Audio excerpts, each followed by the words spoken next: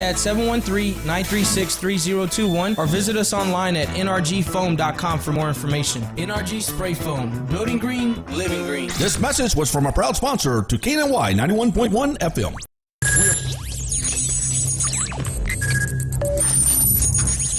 We are broadcasting live from the Woodlands, Texas to the world.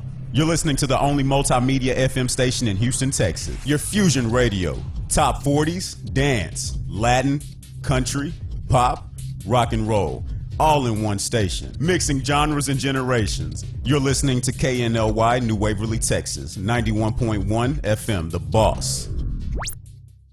The program presented are submitted by members of our community and are a proud sponsor of KNLY 91.1 FM. The views expressed do not necessarily reflect those of KNLY 91.1 FM and its affiliates.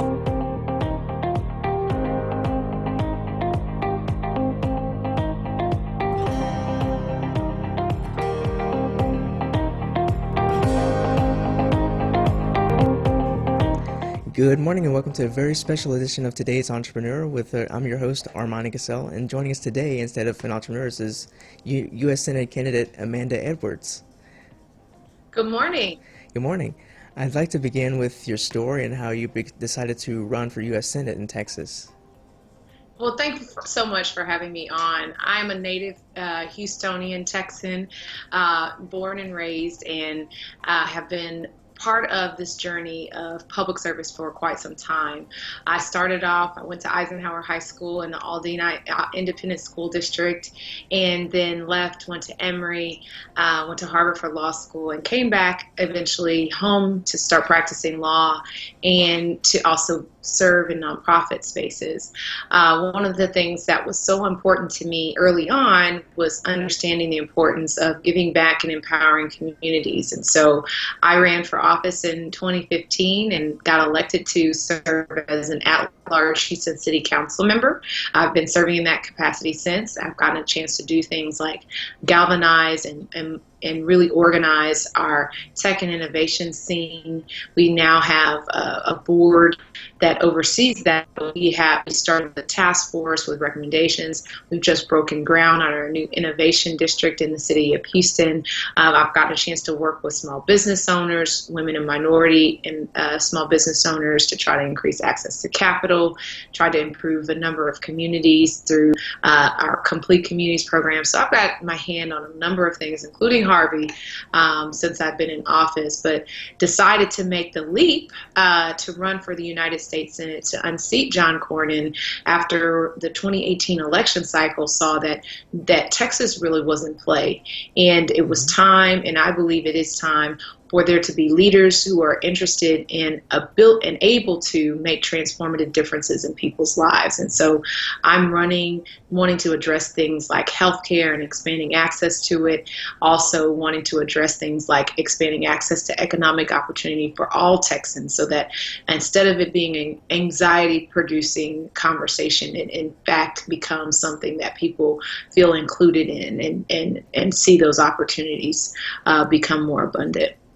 That's an inspiring story. I'm really excited to talk with you about that as well, since I'm a millennial as well, and so it's an interesting and inspiring story. So we'll get to that here in a moment, but I wanted to begin with the story about the Woodlands and how we're consistently ranked in the top 10 places to live in the United States, but there's indications of recession on the horizon. So how would you plan to keep the Woodlands and the surrounding Houston area in that top 10 category? Absolutely. I mean, people ask me a lot, why did you pick the economy? Why did you pick healthcare? And the reason why, in terms of the bases of my platform, and the basis of that is because I believe that these are issues that people worry about at night. These are the issues that deal with fundamental security in households, families, and communities. And so these are the issues that, to be frank with you, are fundamental. If the economy falls apart, then people's sense of stability falls apart. And so what you want to make sure is that people feel stable feel secure. And those are two of those space points. As it relates to what to do in the event of a downturn, we've seen downturns in our economy before. In 2008, we had a pretty significant one nationwide. We have a little bit of insulation here that is slightly different. It's a little bit counter-cyclical in our area because of the impact of the energy markets. That isn't to say that we are immune from downturns, because certainly we are not. And when the energy markets go down, of course, that has an impact on both Houston, the Woodlands, and also any of the surrounding areas, just simply because of the nature of our economy and the Gulf. And so what we have to make sure is that we're looking at what industries we can continue to diversify into. So when you think about things like energy, are there services that can be provided? I know the Woodlands has been building up quite a bit in terms of satellite offices, headquarters being located there. And so making sure that those industries that are not just those that might be infected with the recession are present and are doing well. Also looking at ways to continue to grow and expand. So one way in which we are doing that, and I would love to see the Woodlands join in, is looking at how we expanded our innovation economy. It's not in to replace or to diminish any other industry that presently exists. It actually enhances existing industry. So if you think back to the number of Fortune 500s that were Fortune 500 companies 50 years ago, the list will get cut in half. And that is because you have to continue to evolve as a company or as a business in order to stay and remain relevant. Well, when you think about startup communities, that helps you to do that. It can help create large companies from within the startup communities, but often they're acquired, their technologies are acquired, they're purchased, businesses are customers of these startups and their technologies, and so they help the business to innovate and survive and continue to evolve and grow. And that's some of the things that we have to continue to be thinking of, is, as I like to call it, walking and chewing gum. We're always going to have a crisis in front of us. And so the question is, how do you tackle that and continue to have vision for your region so that your communities can be as viable as possible? And that's great to hear in terms of reassurance about the recession as well, that we do have some plans just to make sure that we're resilient against that. My other question was about, of course, with the climate and also in the 2-year anniversary of Hurricane Harvey. What are your plans for climate resilience? And unfortunately, with climate change, as it creates an environment where certain storms can be more prone to rapid intensification like Harvey was, what are your plans for Texans as it relates to climate resilience? Great question. As you know, 2 years ago, Harvey made landfall and, of course, dumped up as high as 51 inches of water onto various parts of our community. And what we saw from that is a focus, at least in the short term, on some things that could be done in the immediate to be more prepared for the next disaster. And unfortunately, I do say the next disaster because Harvey happened to represent a string of 500-year flood events that had happened 3 years in a row in this region. And so we will continue, as a result of climate change, these conditions will only continue. And so we have to make sure that our residents are better prepared than they were before. Things like looking at making sure that we have the protections in place, like a coastal spine. Those are the kinds of things that we can be building that can safeguard against storm surge, those kinds of conditions, but also making sure our flood mitigation pathways are adequate. There was a Harris County passed like a year after the storm, Harris County passed a bond election that helped to provide some seed funding for flood mitigation efforts, but it was not nearly enough given the grand nature of the issue.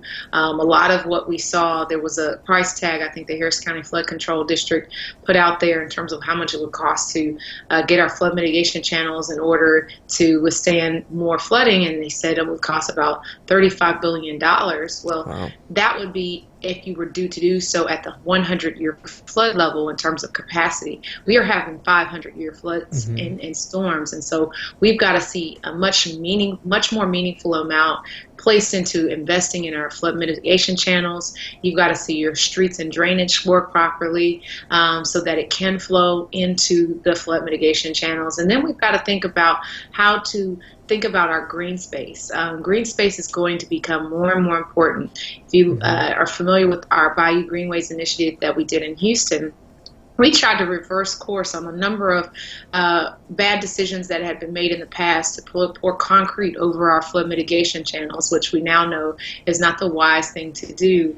And we've got to see our communities become more green. I know the Woodlands has that down pat, but even there, you see people, the temptation to overdevelop is something of concern as well. And so we've got to think about our development patterns, where we're developing. Have we created enough drainage and enough opportunity for there to be detention for rainwaters and the like? And we've got to continue to make sure that we're not developing in a way that removes any of the all of the porous lands and properties and space, but instead we're just replacing it with concrete. We've got to make sure we've got the appropriate balance. So these are things we have to be mindful of. Of course, we need to be mindful of what's happening to create these conditions in the first place from a climate change standpoint, and then we've got to try to get more prepared, because as is the case and has been the case, we're seeing these types of events and storms recur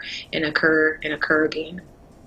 Right, and I'm glad to hear about your plans for that as well, in terms of both for Houston and the Woodlands being able to be climate change resilient in this part of Texas. It's very important. And I wanted to get back to that question I mentioned here in the beginning about younger generations staying involved in politics. That I'm a millennial, and you mentioned you're a millennial as well. And how would you get, I know that your story is very inspirational to a lot of people, especially the younger generation. Can you tell us more about how millennials and Gen Z can stay involved and be involved in politics? Absolutely. It's a matter of being involved in your community. It's quite simple in terms of getting engaged. If you're looking at some of the presidential candidates, watch the debates that you're seeing come on TV, look at their platform, see what they represent. People can join Democratic or Republican or independent clubs, whatever their political persuasion, but joining clubs, learning more, joining your civic clubs will help you on a more local level become more astute to some of the local challenges that your communities might be facing. So you can get involved in a civic sense in terms of neighborhoods and that type of civic engagement, or you can get involved in the political sense. Whatever you do, you always want to make sure that you're registered to vote. That's really, really important, and it's not something that everyone internalizes. So making sure that you are properly registered to vote, but then in addition to that, making sure you're educating yourself, sharing that information with your contacts, not making assumptions that everybody around you is as interested. Don't mistake social media activism for being engaged or prepared to be a part of the electorate. You have to be registered, and you have to participate either by going and finding your appropriate voting location on election day, or, as I recommend for people, always to vote early. But never let that just be the beginning and end of your process. The next step is to making sure the stuff you wanted and the stuff you heard people promise you, they've got to deliver on that. And so hosting forums, hosting events, you'd be surprised at the things that candidates will go to, and elected officials. Once they're in office, they should be attending those events and forums and the like as well. It's about creating a system of accountability so that you can actually get the results that you talk about when people are on the campaign trail. That's critically important. That's actually what our campaign is trying to do, is to really create a movement of people who are now seeking to be empowered in this way in terms of demanding the results that they've heard their politicians talk about. Now it's time to deliver those results, which is why I am running. I believe people deserve more than the empty promises and the lip service. They deserve people who are capable, competent, and who will deliver the results that are necessary in their lives. That's an excellent point, and I'm grateful for that example that you serve to both to the youth and the multiple generations of people who are interested in politics and want to stay involved, and as well as I had an extra question as well for people who want to run for office. What's your advice for both the younger generation, millennials, Gen Z, who would want to consider running? Yeah, I think first you've got to answer the question for yourself is why you want to run. I think Mm-hmm. that's the first question most candidates get asked, and I think it's the first one you need to ask yourself when making a determination if you should run.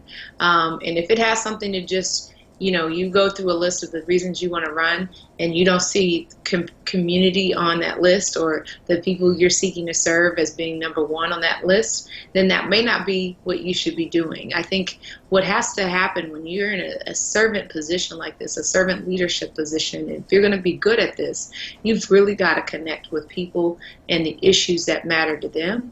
And that's why you have to be there. It's a commitment and a fight.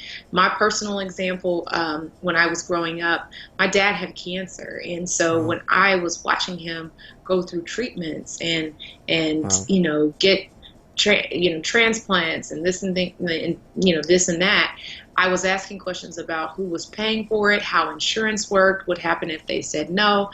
And at that point, I realized that healthcare and this whole healthcare system thing is a really, really important issue, and that this is more than just politics and the question about what size you want your government to be. This is something that really relates to life or death for so many families. And so for me, my personal why related to having somebody in office who could be serious, understand the urgency of the issues impacting people, like access to health care.